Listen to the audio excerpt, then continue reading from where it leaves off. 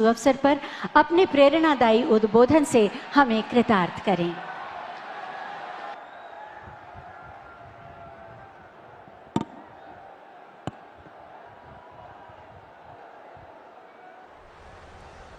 नमस्कार। इसी गांव की संतान, पराग गांव की मिट्टी में जन्म लेने वाले देश के राष्ट्रपति आदरणीय रामनाथ कोविंद जी, आदरणीय श्रीमती सविता कोविंद जी, उत्तर प्रदेश की राज्यपाल श्रीमती आनंदीबेन पटेल, उत्तर प्रदेश के लोकप्रिय मुख्यमंत्री योगी आदित्यनाथ जी, मंच पर विराजमान मंत्रिपरिषद के मेरे साथी, उत्तर प्रदेश मंत्रिपरिषद के मंत्रीगण, सांसदगण, विधायकगण और विशाल संख्या में पधारे आए मेरे प्यारे भाई और बहनों, राष्ट्रपति जी ने जब मुझे कहा था कि मुझे यहां आना है, तभी से मैं आपके पास आकर के गांव वालों से मिलने का इंतजार कर रहा था। आज यहां आकर वाकई मन को बड़ा सुकून मिला, बहुत अच्छा लगा।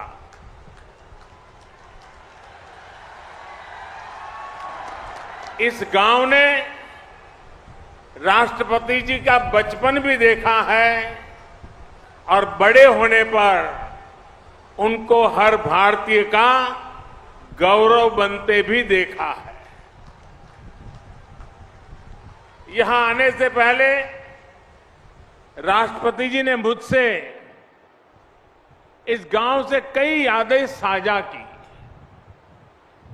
मुझे पता चला कि 5वीं के बाद जब उनका दाखिला 5-6 मील दूर के गांव में करा दिया गया था, तो नंगे पांव स्कूल तक दौड़ते हुए जाते थे।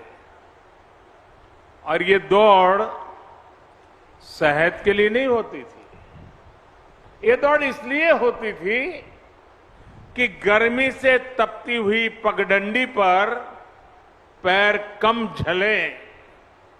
सोचिए, ऐसी ही तपती दोपहरी में 5वीं में पढ़ने वाला कोई बालक नंगे पांव अपने स्कूल के लिए दौड़े जा रहा है।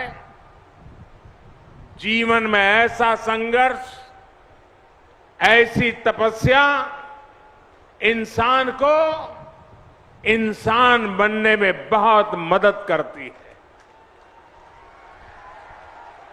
आज राष्ट्रपति जी के गांव में आने का यह अनुभव मेरे लिए जीवन की एक सुखद स्मृति की तरह है।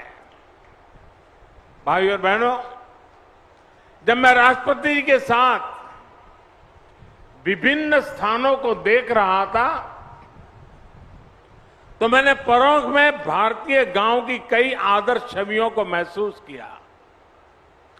यहां सबसे पहले मुझे पथरी माता का आशीर्वाद लेने का अवसर मिला। ये मंदिर इस गांव की, इस क्षेत्र की आध्यात्मिक आभा के साथ साथ एक भारत श्रेष्ठ भारत का भी प्रतीक है। और मैं कह सकता हूं कि ऐसा मंदिर है जहां देवभक्ति भी है, देशभक्ति भी है। और मैं देशभक्ति इसलिए कह रहा हूं कि राष्ट्रपति जी के पिताजी की सोच को मैं प्रणाम करता हूं, उनकी कल्पना शक्ति को प्रणाम करता हूं। वे अपने जीवन में तीर्थाटन करना, अलग अलग यात्रा स्थानों पर जाना, ईश्वर के आशीर्वाद लेना, इसके लिए कभी घर से निकल जाते थे, कभी बद्रीनाथ गए, कभी केदारनाथ गए, कभी अयोध्या गए, कभी काशी गए, कभी मथुरा गए, अलग अलग स्थान पर गए। उस समय की उनकी आर्थिक स्थिति ऐसी नहीं थी कि गांव के सबके लिए वहां से कोई प्रसाद ले आए, पूरे गांव को कुछ बांट सके। तो उनकी कल्पना बड़ी मजेदार थी कि वो उस तीर्थ क्षेत्र से, उस मंदिर परिसर से एक आध पत्थर ले आते थे और पत्थर यहां पेड़ के नीचे रख देते थे और उस पवित्र स्थान से पत्थर आया है, हिंदुस्तान के कोने कोने से पत्थर आया है, इसके प्रति एक भाव जग जाता था और गांव वालों ने उसे मंदिर के रूप में पूजा की कि फलाने इलाके का पत्थर है, उस फलाने मंदिर के इलाके का पत्थर है, ये फलानी नदी के पास का पत्थर है। इसलिए मैं कहता हूं कि इसमें देव भक्ति भी है और देशभक्ति भी है। राष्ट्रपति जी के पिताजी इस मंदिर में पूजा किया करते थे। इस पवित्र मंदिर के दर्शन करने में स्वाभाविक है कि मेरे मन में अनेक प्रकार के विचार मंडरा रहे थे और मैं अपने आप को धन्य पाता हूं कि मुझे उस मंदिर के दर्शन करने का अवसर मिला है। साथियों, परों की मिट्टी से राष्ट्रपति जी को जो संस्कार मिले हैं, उसकी साक्षी आज दुनिया बन रही है। और मैं आज देख रहा था कि एक तरफ संविधान,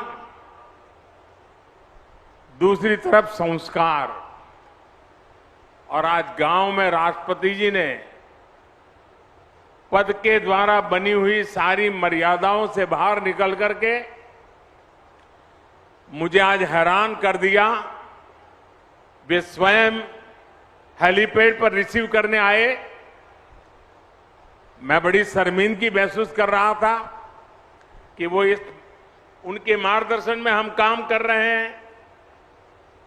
उनके पद की एक गरिमा है, एक वरिष्ठता है। मैंने कहा, राष्ट्रपति जी आपने मेरे साथ अन्याय कर दिया आज। तो उन्होंने सहज रूप से कहा कि संविधान की मर्यादाओं का पालन तो मैं करता हूं, लेकिन कभी कभी संस्कार की भी अपनी ताकत होती है। आज आप मेरे गांव में आए हैं, मैं यहां पर अतिथि का सत्कार करने के लिए आया हूं। मैं राष्ट्रपति के रूप में नहीं आया हूं। मैं इस गांव के एक बच्चे के रूप में, जहां से जिंदगी शुरू हुई, उस गांव के नागरिक के रूप में मैं आज आपका स्वागत कर रहा हूं। अतिथि देवो भव के संस्कार भारत में किस प्रकार से हमारी रगों में पहुंचे हैं, उसका उत्तम उदाहरण आज राष्ट्रपति जी ने प्रस्तुत किया। मैं राष्ट्रपति जी को आदरपूर्वक प्रणाम करता हूं। राष्ट्रपति जी ने अपने पैतृक आवास को मिलन केंद्र के रूप में विकसित करने के लिए दे दिया था।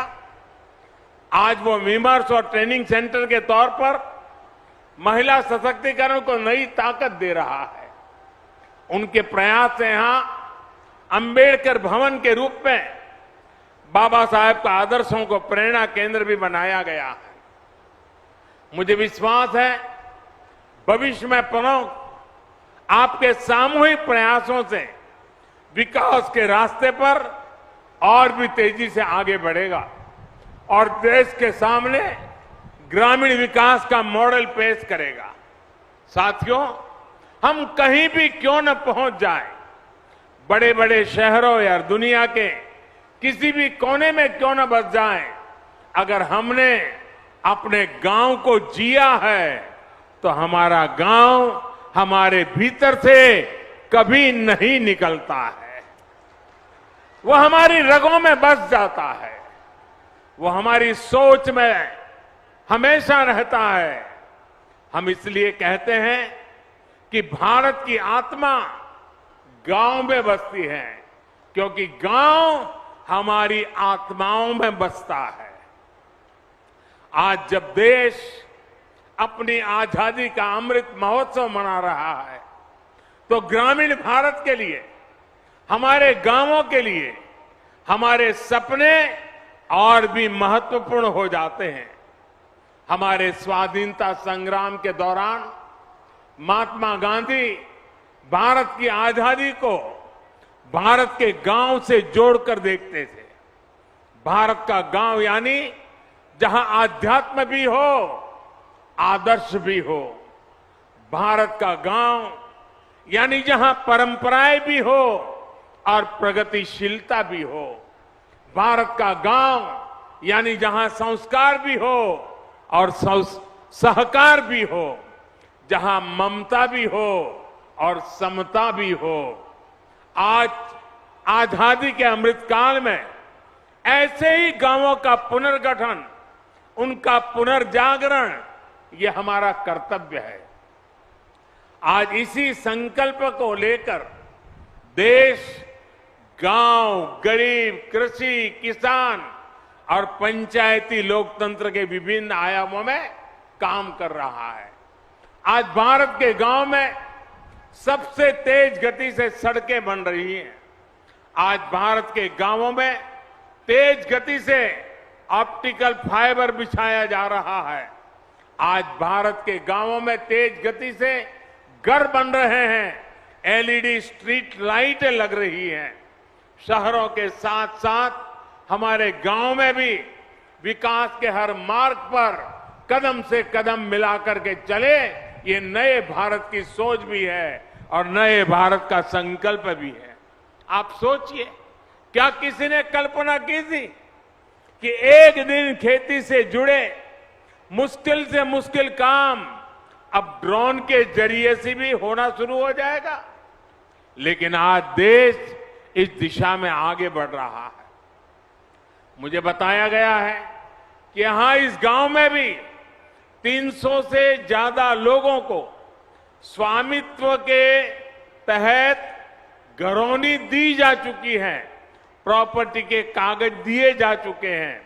टेक्नोलॉजी के जरिए कैसे किसान की सुविधा और आमदनी दोनों बढ़े, इस दिशा में तेजी से काम किया जा रहा है। साथियों, हमारे गांवों के पास सबसे ज्यादा सामर्थ्य है, सबसे ज्यादा श्रम शक्ति है और सबसे ज्यादा समर्पण भी है। इसलिए भारत के गांवों का सशक्तिकरण हमारी सरकार की सर्वोच्च प्राथमिकताओं में से एक है। जनधन योजना हो, आवास योजना हो, उज्ज्वला के तहत मिला गैस कनेक्शन हो, हर घर जल अभियान हो, आयुष्मान भारत योजना हो, इन सभी का लाभ करोड़ों गांव वासियों को मिला है। गरीब कल्याण के लिए देश ने जिस गति से काम किया है वो अभूतपूर्व है। अब देश का एक लक्ष्य है हर योजना का 100% लाभ 100% लाभार्थियों तक पहुंचाना, यानी 100% सशक्तिकरण। न कोई भेदभाव, न कोई फर्क, यही तो सामाजिक न्याय है। समरसता और समानता का बाबा साहब का यही वो सपना था जिसे आधार बनाकर उन्होंने हमें हमारा संविधान दिया था। बाबा साहब का वो सपना आज पूरा हो रहा है। देश उस दिशा में आगे बढ़ रहा है।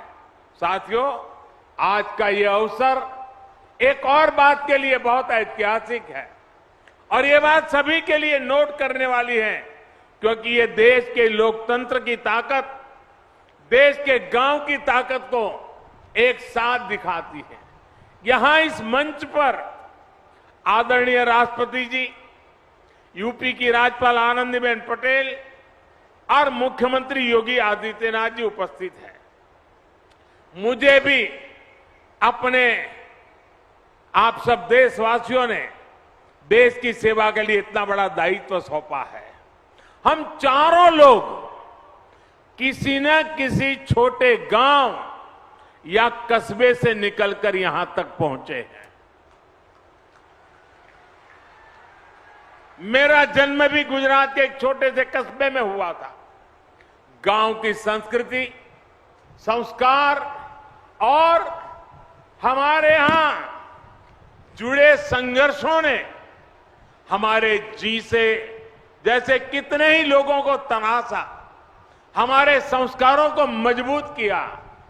यही हमारे लोकतंत्र की ताकत है। भारत में गांव में पैदा हुआ गरीब से गरीब व्यक्ति भी राष्ट्रपति, प्रधानमंत्री, राज्यपाल, मुख्यमंत्री के पद तक पहुंच सकता है। लेकिन भाइयों और बहनों, आज जब हम लोकतंत्र की इस ताकत की चर्चा कर रहे हैं तो हमें इसके सामने खड़ी परिवारवाद जैसी चुनौतियों से भी सावधान रहने की जरूरत है। ये परिवारवाद ही है जो राजनीति ही नहीं बल्कि हर क्षेत्र में प्रतिभाओं का गला गोंदता है, उन्हें आगे बढ़ने से रोकता है। वैसे साथियों, मैं जब परिवारवाद के खिलाफ बात करता हूं तो कुछ लोगों को लगता है कि ये राजनीतिक बयान है, मैं किसी राजनीतिक दल के खिलाफ बात कर रहा हूं, वैसा प्रचार होता है। मैं देख रहा हूं कि जो लोग परिवारवाद की मेरी व्याख्या में सही बैठते हैं वो मुझसे भड़के हुए हैं, गुस्से में हैं। देश के कोने कोने में ये परिवारवादी मेरे खिलाफ अब एकजुट हो रहे हैं।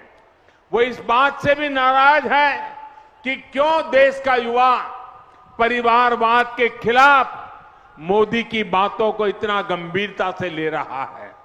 साथियों, मैं इन लोगों को कहना चाहता हूं कि मेरी बात का गलत अर्थ न निकाले।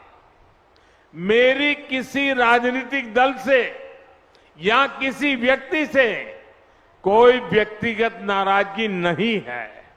मैं तो चाहता हूं कि देश में एक मजबूत विपक्ष हो, लोकतंत्र को समर्पित राजनीतिक पार्टियां हो।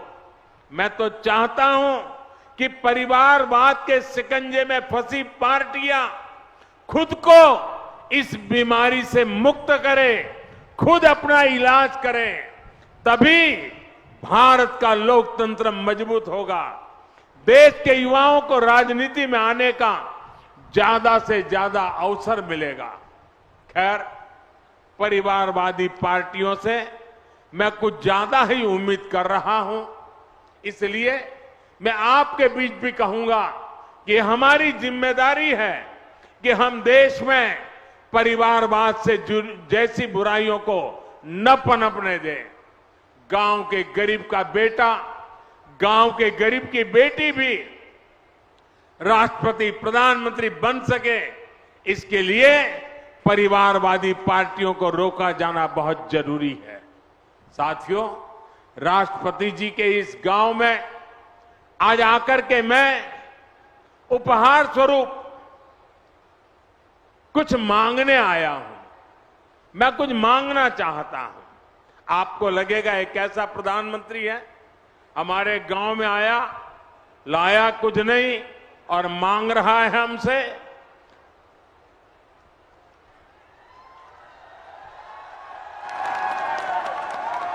मैं मांग रहा हूं, आप दोगे ना? मैं गांव से मांगूंगा तो मिलेगा ना? जिन जिन गांवों से लोग आए हैं वो भी देंगे ना? देखिए, आपने अपने गांव में इतना विकास किया है। आज जब देश अपनी आजादी का अमृत महोत्सव मना रहा है तो आपको अपना प्रयास बढ़ाना है।